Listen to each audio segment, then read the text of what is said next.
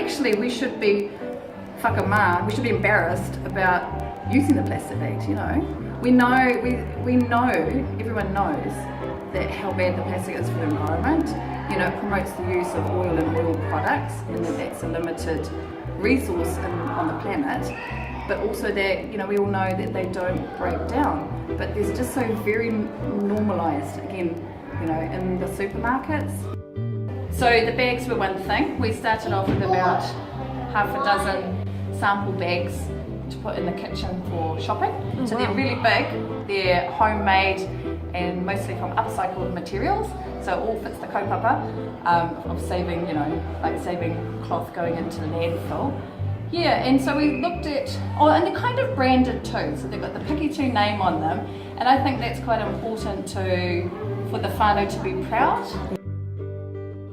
We're quite keen to look at ways that we can carry on the kaupapa parakuri back in the homes of whānau from Piki2. There's another thing we've just started to do at Piki2 is bring back the marakai. A couple of months ago the soil was turned over.